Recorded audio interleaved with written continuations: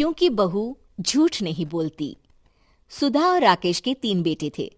शादी के बाद तीनों माँ बाप से दूर रहते और सिर्फ त्योहारों में आते। माँ जी, पिताजी, अगली बार आप लोग हमारे घर आइएगा। अरे नहीं बहू, सब यही आ जाते हैं तो घर खिला खिला लगता है। हाँ बहू, तू हमेशा बुलाती है तो जरूर आएंगे तेरे पास भी। हाँ हाँ, दीदी का घर बड़ा जो है, सब कुछ आपने शादी के बाद दीदी को ही तो दे दिया था। हमें भी दिया होता तो हम भी बड़ा घर लेते। क्यों सुनील? अरे नहीं नहीं, पापा ने सबको एक बराबर ही दिया है। छोटी बहू, क्या चाहिए तुम्हें, बोलो। वो आपके सोने की चेन वाली घड़ी है ना, वो अगर आप मुझे, तभी वहाँ मजली बहू भी आ जाती है। और मुझे ना आपका मंगलसूत्र कितना लंबा, सुंदर और भारी भी है। अरे हाँ हाँ, तुम दोनों को ही दूंगी बहू, चिंता ना करो। चलो अब खाना लगाओ, खाना खाया जाए। सभी मिलकर खाना खाते हैं कि पड़ोसन आ जाती है। अरे सुधा बहन, थोड़ी चीनी तो देना, घर में शक्कर नहीं है और मेहमान सर पर बैठे हैं। अरे छोटी बहू, चाची को शक्कर तो दे दो।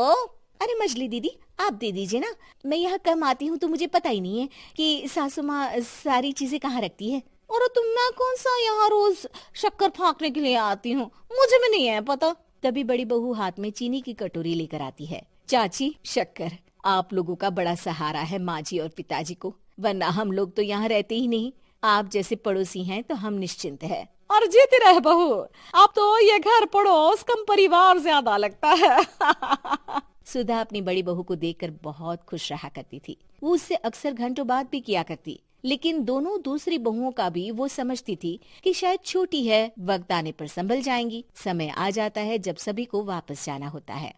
माँ जी, हम लोगों की फ्लाइट पहले है, हमें इजाजत दे। वो सास के गले लगकर चली जाती है। थोड़ी देर बाद छोटी बहू कहती है, माँ जी, मैं ना ये सोफे के कवर और चादरें ले जा रही हूँ, यहाँ तो ऐसी ही पड़ी रहेंगी। हाँ हाँ बहू, ले जा, और कुछ चाहिए तो बोल। और तो चाहिए बहुत कुछ, पर चलिए कोई बात नहीं, अगली बार ले जाऊंगी मैं।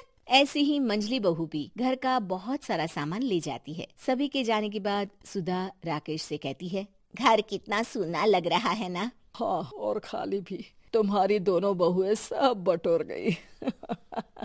अरे ठीक है ना, हम दोनों ही तो हैं, कितना सामान लगेगा, फिर उन लोगों की नई गृहस्थी, इतना मत सोचा करे। समय बीतता है। ऐसे ही हर साल त्योहारों में सुधा और राकेश के बच्चों की बहू आते और जाते वक्त ढेर सारा सामान पैक कर कर ले जाती। लेकिन कुछ ही सालों में सुधा का देहांत हो जाता है। पिताजी, आप यहाँ अकेले क्या करेंगे? हम लोगों के साथ चलिए। अरे नहीं नहीं बहू, इस घर में सुधा की यादें हैं, मैं उसे नहीं छोड़ सकता हूँ। अब तुम लोगों की माँ नहीं रही। देख लो, वैसे तो मैंने उसके जीते जी सब कुछ दे दिया है, लेकिन कुछ उसका पर्सनल कीमती सामान था जो ये है, ले लो।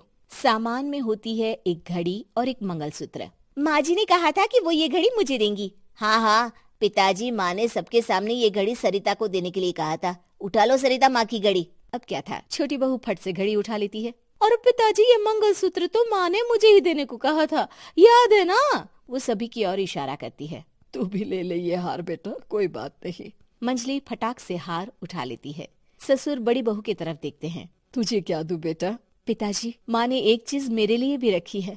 सभी के कान खड़े हो जाते हैं कि आखिर सास ने क्या रखा होगा बड़ी के लिए। अरे माँ जी तो दीदी से प्यार भी ज्यादा ही करती थी, हमेशा उनसे बात किया करती। जरूर कोई बड़ी और अपनी प्रिय चीज दी होगी दीदी को। और देख लेते हैं ना, वरना तो हम भी बराबर का बंटवारा करेंगे। हाँ हाँ, कर लेना बंटवारा। लेकिन बड़ी बहू, बताओ तो, सुधा ने क्या रखा है तुम्हारे लिए? अभी तो हम लोग यही हैं पापा जी, जब जाने लगेंगे तो बता दूंगी। बड़ी बहू के मुंह से ये बात सुनकर बाकी दो बहुएं सोचने लगती हैं कि आखिर क्या है जो दीदी को सासू माँ देकर गई हैं। दीदी, ऐसा तो नहीं ना कि पूरे घर का आधा हिस्सा माँ बड़ी भाभी को देकर गई हो? तभी वहाँ ससुर आ जाते हैं। नहीं नहीं, ऐसा कुछ नहीं है। मकान तो तुम तीनों का बराबर से है। देखो, बड़ी बहू से तुम्हारी सास ज्यादा जुड़ी थी, न जाने क्यों घंटों बात किया करती थी। पता नहीं क्या देकर गई है उसे। और ससुर जी, आपको क्या पता, चालाकी से पूरे घर के पेपर में साइन करवा लिए हो, या फिर कोई छुपा गहना। आखिर मकान पूरा तो आपने सासू माँ के नाम ही कर रखा था ना। अब घर में ये सस्पेंस बन जाता है कि आखिर बड़ी बहू क्या लेकर जाएगी। फिर वो दिन भी आ जाता है जब बड़ी बहू के जाने का समय हो जाता है। बेटा, परसों तुम चली जाओगी, बताया नहीं, माँ ने तुम्हें क्या दिया? घड़ी और हार जो बेशकीमती था और तुम्हारी सास को सबसे ज्यादा प्रिय था, उसका तो बंटवारा भी हो चुका है। अब तुम्हारी बारी। हाँ पिताजी, आज मैं ये बात बताने ही वाली थी। माँ ने मुझे उससे भी बेशकीमती चीज दी है और वो है आप। आपसे अधिक प्रिय उन्हें कुछ नहीं था। माँ चाहती थी कि आप मेरे साथ रहें। चलिए पिताजी। बेटा, मेरे पास तो कोई पेंशन भी नहीं है और ना ही कोई प्रॉपर्टी। लेकिन आपके पास संस्कार है पिताजी, जो मेरे बच्चे आपसे लेंगे, तो आपको ले जाने पर स्वार्थ ही है मेरा। चलिए ना पापा। सभी के सामने पिताजी बड़ी बहू और बेटे के साथ उनके घर चले जाते हैं।